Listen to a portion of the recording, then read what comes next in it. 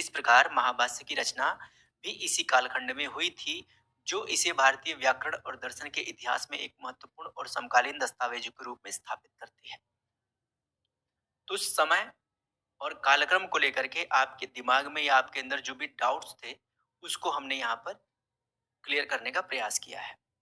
अब आगे बढ़ेंगे और देखेंगे पतंजलि की दृष्टि से उस समय का भारत कैसा था, यानी कि महाभाष्य, शुंग काल की खिड़की।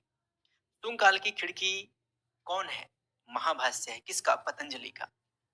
और इस खिड़की से हम देखते हैं आज से 200 ईसा पूर्व का भारत कैसा था।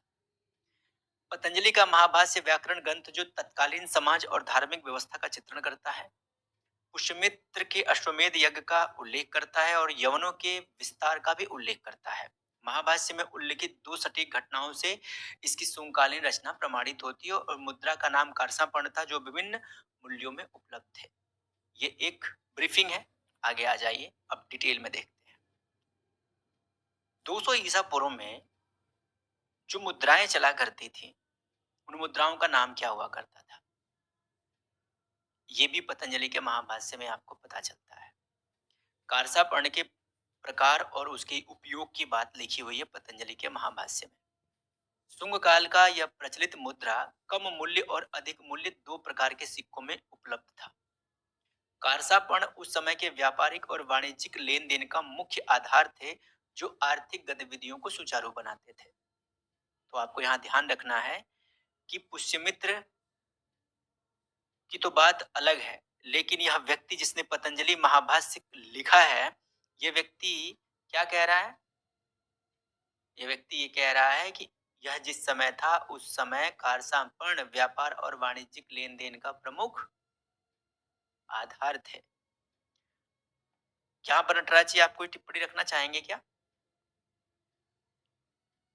कारसापन वही सकते हैं जिन्हें हम पंचमार्क कॉइन कहते हैं, तो ये तुम काल में भी चलते थे। अब आगे आ जाइए। क्षेत्रीय पहचान और नामकरण। आपको बड़ा आश्चर्य होगा ये जान करके कि आज जिन क्षेत्रों को आप जिन नामों से जानते हैं, आज से 200 ईसा पूर्व उनमें से बहुत सारे क्षेत्रों को उन नामों से नहीं जाना जाता था। जैसे अगर मैं मथुरा की बात करूं, तो मथुरा निवासी को किस नाम से जाना जाता था? माथुरा। यानी कि मथुरा के लोगों को माथुरा कहा जाता था। और बिहार के निवासियों को क्या कहा जाता था? अंगक। यहाँ पर देखिए साफ साफ लिखा है। ग्राम जनपद सुवाचक शब्दों से प्रत्यय होता है, यह कहना चाहिए। तो यानी माथुरा ग्राम, जनपद यानी आंगक, जनपद जो है आंगक, बिहार का एक भाग, अंग प्रदेश जिसको हम कहते थे। वांगक यानी कि बंगाल, यहाँ पर देखिए बंगाल के लोगों को वांगक कहा जाता था।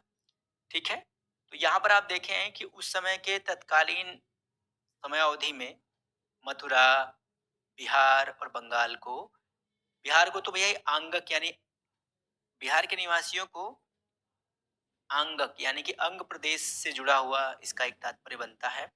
और अंग देश या अंग प्रदेश के तौर पर आप जानते हैं कि बिहार को जो है काफी प्राचीन नामों से जाना गया है। महाभारत वगैरह में इस नाम की आपको दिग्दर्शन हो ही जाते हैं, आपको ये नाम मिल जाता है। अंग प्रदेश, वंग प्रदेश, आप सबने सुना है। और वंग देश के वंग राजा की वंग राजकुमारी का नाम तो आपने ही सुना है।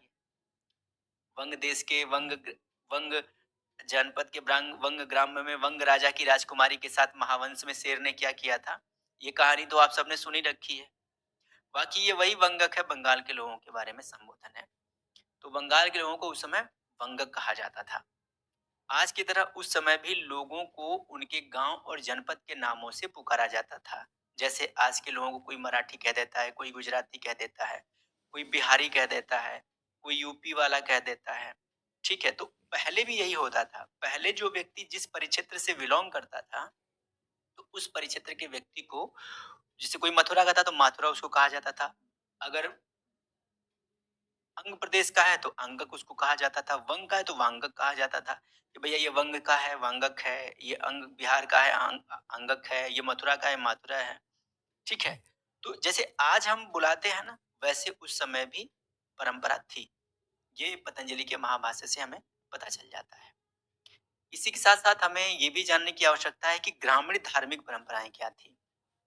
बड़ी महत्वपूर्ण चीज़ है यहाँ पर, आपको जानना चाहिए कि उस समय भी नगर और ग्राम्य 2 संस्कृतियाँ हुआ करती थी और इन दोनों ही संस्कृतियों में नगरों का क्या कल्चर था, ग्राम्य जीवन कैसा था, इसका बड़ा अद्भुत उल्लेख आपको यहाँ पर देखने को मिलता है पतंजलि के महाभाष्य में।